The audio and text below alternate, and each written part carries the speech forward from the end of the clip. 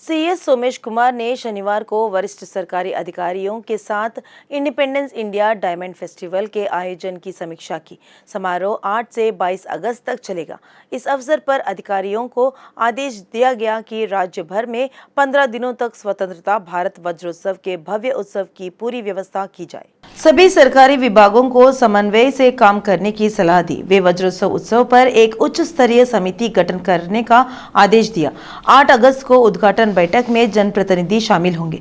उन्होंने देश की एकता को बढ़ावा देने के लिए विशेष कार्यक्रम बनाने के निर्देश दिए। सीएम ने स्पष्ट किया कि सरकार पहले से ही करोड़ों झंडे बांटने को तैयार है। इस अवसर पर बताया गया कि राष्ट्रीय एकता और देशभक्ति को बढ़ावा देने वाली फिल्में स्कूली छात्रों के लिए सभी सिनेमाघरों में निःशुल्क दिखाई जाएंगी। राज्य के खेल मंत्री श्रीनिवास गौड़ ने कहा कि टीआरएस सरकार के खेलों में उच्च प्राथमिकता दी जा रही है। मंत्री ने कहा कि सीएम केसीआर खेलों को भरपूर प्रोत्साहन दे रहे हैं। मंत्री श्रीनिवास गौड़ ने एलबी स्टेडियम में राज्य के पहले क्रॉस बो शूटिंग खेलों का उद्घाटन किया। इसी क्रम में उन्होंने खेल के लिए लोगो क्रॉस बो शूटिंग गन का उद्घाटन किया। इस मौके पर उन्होंने कहा कि केसीआर के प्रोत्साहन से कई खिलाड़ी राष्ट्रीय और अंतर्राष्ट्रीय स्तर पर उत्कृष्ट प्रदर्शन कर रहे हैं। मंत्री ने कहा कि वह स्पोर्ट्सकारों को आर्थिक मदद दे रहे हैं। एमएलसी एल रमना तेलंगाना राज्य दिल्ली के आधिकारिक प्रवक्ता वेणुगोपालचारी ने इस क्रीड़ा कार्यक्रम में भाग लिया, जो राज्य में पहली बार शुरू हो रहा है। सत्स के अध्यक्ष वेंकटेश्वर रेड्डी ने कहा कि खेल के कारण छात्र शिक्षा से दूर हो रहे हैं। यह गलत धारणा है कि शारीरिक स्वास्थ्य बढ़ता है और वे शिक्षा में भी आगे है। उन्होंने याद दिलाया कि सरकार ने खेलों को बढ़ावा देने के लिए नौकरी के अवसरों में 2% आरक्षण की स्थापना की है। बताया जाता है कि गांव में खेलों के विकास के लिए व्यापक स्तर पर खेल मैदानों की स्थापना की जा रही है। Actually, coming up with the south side now, North India we have focused and we have developed the sports. Now in south we are connecting the states and all. And we are upcoming with the state event next month in the month of September and dates will be announced very soon. आज हमने इसका inauguration किया था and also हमने इसको अपने लोगों तक बताना है, पहुंचाना है कि एग्जैक्टली क्रॉसबो है क्या। जो क्रॉसबो है ये एडवांस वर्जन है आर्चरी का, तो आर्चरर्स आर ऑल्सो लाइक इन्वाइटेड। उनके लिए बहुत इजी प्लेटफॉर्म भी है, नॉट एग्जैक्टली इजी प्लेटफॉर्म है बट एक नया वेंचर है। आसिफाबाद आदिवासी नेता मुर्सुकोला सरस्वती जुबली हिल्स में रेवंत रेड्डी के आवास पर कांग्रेस पार्टी में शामिल हुए। पार्टी प्रमुख रेवंत रेड्डी को पार्टी में आमंत्रित किया गया है। टीपीसीसी प्रमुख रेवंत रेड्डी ने कहा कि केसीआर परिवार का शासन तेलंगाना के लिए खतरनाक हो गए है और नेता दुष्ट चौकड़ी के शासन को खत्म करने के लिए कांग्रेस में शामिल हो रहे हैं।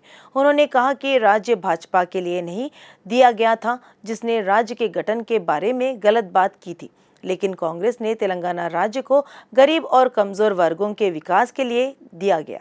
रंगारेड्डी जिला कांग्रेस कमेटी के अध्यक्ष चल्ला नरसिम्हा रेड्डी, मेयर पारिजाता नरसिम्हा रेड्डी और महिला कांग्रेस नेताओं ने महेश्वरम निर्वाचन क्षेत्र बड़ंगपेट नगर निगम के चौक में मंत्री स्मृति ईरानी का पुतला फूंका।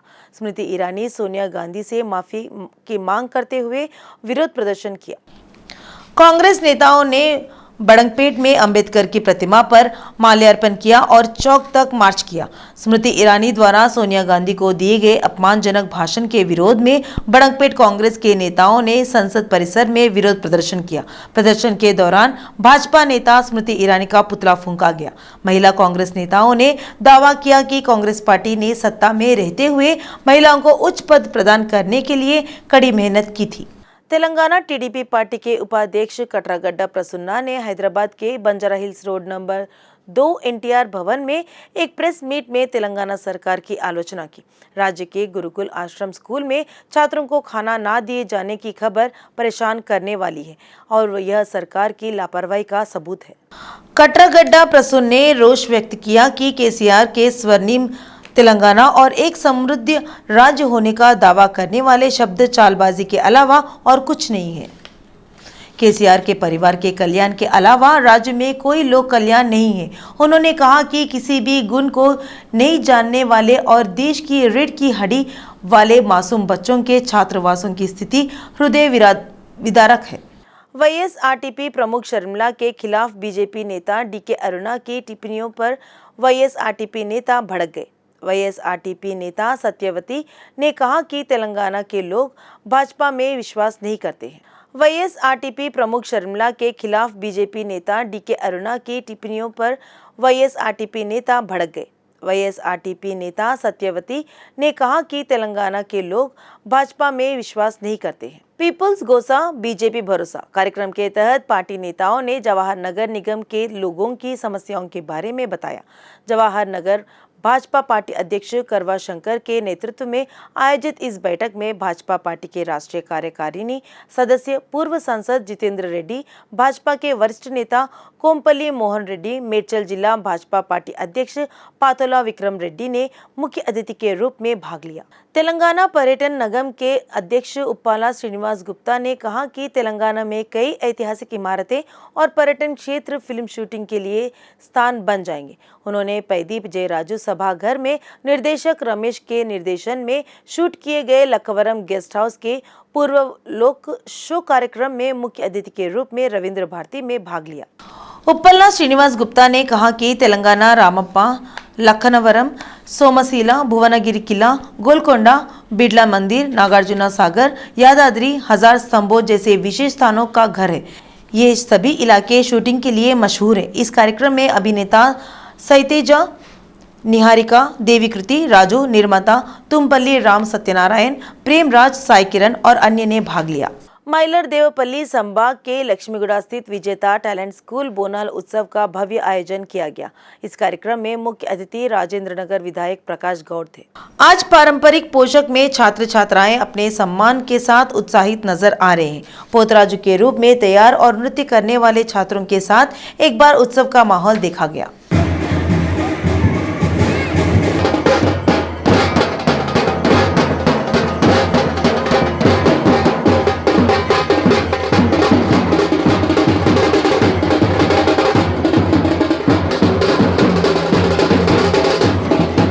गीतम विश्वविद्यालय का 13वां स्नातक समारोह हैदराबाद के उपनगर रुद्रराम में आयोजित किया गया। विश्वविद्यालय ने अपनी पढ़ाई पूरी करने वाले छात्रों को डिग्री प्रदान की। इस स्नातक समारोह में 1386 छात्रों ने डिग्री प्राप्त की। इसके अलावा 18 मेधावी व्यक्तियों को विश्वविद्यालय के कुलपति द्वारा स्वर्ण पदक से सम्मानित किया गया। प्रसिद्ध लेखक अंपसैया नवीन ने इस अवसर पर गीतम विश्वविद्यालय से डॉक्टरेट की मानद उपाधि प्राप्त की। इसी तरह 38 लोगों को पीएचडी की डिग्री मिली। Journey as an alumnus is only beginning, and many of you have a long life ahead of you. And we look forward to you all being very connected to us. I think the first task is please register on the alumni portal if you haven't already been asked. And why I'm asking that is if Geetam is to grow, if this campus is to grow, it's going to grow on your shoulders. The way you conduct yourselves, who you are when you go out into the world. उस्मानिया विश्वविद्यालय के कुलपति रविंदर ने कहा कि देश भर में नई शिक्षा प्रणाली पर व्यापक चर्चा की जरूरत है। रविंद्र ने प्रसिद्ध फिल्म निर्माता डी सुरेश बाबू के साथ सिकंदराबाद के पश्चिम मारटपल्ली में विज्ञान ज्योति साइंस एंड आर्ट्स कॉलेज की 10वीं वर्षगांठ में भाग लिया। रविंद्र ने कहा कि देश भर में कई राज्य नई शिक्षा नीति का विरोध कर रहे हैं। यद्यपि कई विषयों पर व्यापक जानकारी है, कार्यान्वयन प्रक्रिया पर चर्चा की जानी चाहिए। प्रवर्तन निर्देशालय के अधिकारी हैदराबाद शहर में सिलसिलेवार छापेमारी कर रहे हैं। तारनाका रेलवे ठेकेदार एजाज फारूक के घर की तलाशी ली जा रही है। रेलवे में फर्जी बिल से 100 करोड़ रुपए की ठगी करने के आरोपों की जांच की जा रही है। ठेकेदार फारूक एक इंजीनियरिंग कंपनी चलाते हैं। बताया गया है कि ईडी अधिकारियों द्वारा निरीक्षण के दौरान महत्वपूर्ण दस्तावेज और लैपटॉप जब्त किए हैं। देर रात तक तलाशी जारी रहने की संभावना है। खबर है कि ईडी के अधिकारी रेलवे ठेकेदार एजाज फारूक को फर्जी बिल के भुगतान में सहयोग करने वाले रेलवे अधिकारियों से भी पूछताछ कर रहे हैं। इस मामले में कोई अधिकारी बात नहीं कर रहा है। पूरी जानकारी अभी नहीं मिल पाई है। पीड़िताओं ने दुख व्यक्त किया है कि राजेंद्र नगर सर्कल के अंतर्गत सागर हिल्स में उनके भूखंडों पर ऊर्जिता प्रोजेक्ट्स के प्रबंधन द्वारा कब्जा किए जा रहे हैं। मानसा सरोवर सागर हिल्स के पास भूखंड मालिकों ने एक बड़ा धरना दिया और मौन प्रदर्शन किया। सागर हिल्स प्लॉट ओनर्स एसोसिएशन के अध्यक्ष सैयद हिदायत उल्लाह ने बताया कि सागर हिल्स में सर्वे संख्या 310, 311, 312 में करीब 250 लोगों ने प्लॉट खरीदे हैं। उन्होंने कहा कि यह जगह नवाबों से खरीदी गई थी। सभी पीड़ितों ने कब्जे को लेकर रंगारेड्डी जिला अदालत का दरवाजा खटखटाया और कहा कि मामले अदालत में विचाराधीन है। मेडचल जिले के घटकेश्वर थाना क्षेत्र में एक सड़क हादसा हो गया। जीडीमेटला चौराहे पर एक निजी बस की दोपहिए वाहन से टक्कर हो गई। बस चालक ने साइड का दरवाजा खोला तो पीछे से आ रहा दोपहिए वाहन दरवाजे से टकराकर नीचे गिर गया। वरंगल 2 डिपो की एक आरटीसी बस बाइक के पीछे आ रही थी, जो दोपहिए वाहन के सिर के ऊपर से जा गिरी। पीड़िता की मौके पर ही मौत हो गई। पुलिस ने कहा कि उन्होंने मामला दर्ज कर लिया और जांच कर रही है। सिकंदराबाद रेलवे पुलिस ने 2 लोगों को गिरफ्तार किया है, जो भोजनालयों पर नशीले पदार्थ छिड़क कर निर्दोष लोगों को निशाना बनाकर चोरी कर रहे थे। रेलवे डीएसपी चंद्रभानु ने बताया कि आरोपियों के पास से 9 तोला सोना के आभूषण और 60,000 रुपए की नकदी बरामद की गई है। सिकंदराबाद रेलवे पुलिस ने 2 लोगों को गिरफ्तार किया है, जो भोजनालयों पर नशीले पदार्थ छिड़क कर निर्दोष लोगों को निशाना बनाकर चोरी कर रहे थे।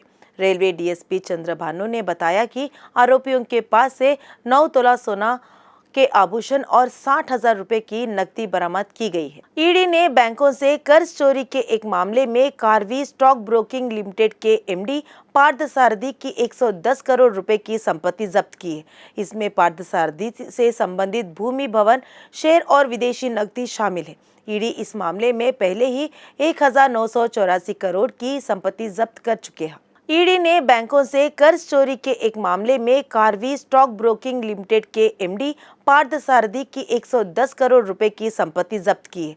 इसमें पार्थसारथी से संबंधित भूमि, भवन, शेयर और विदेशी नकदी शामिल है। ईडी इस मामले में पहले ही 1984 करोड़ की संपत्ति जब्त कर चुके हैं। डॉक्टर प्रतानी रामकृष्ण गौड़ ने 1 अगस्त से शूटिंग रोकने के फैसले की कड़ी निंदा की। प्रतानी रामकृष्ण गौड़ चारों इस बात से नाराज थे कि वे अपनी पसंद के अनुसार निर्णय ले रहे हैं और दूसरों को परेशानी में डाल रहे हैं।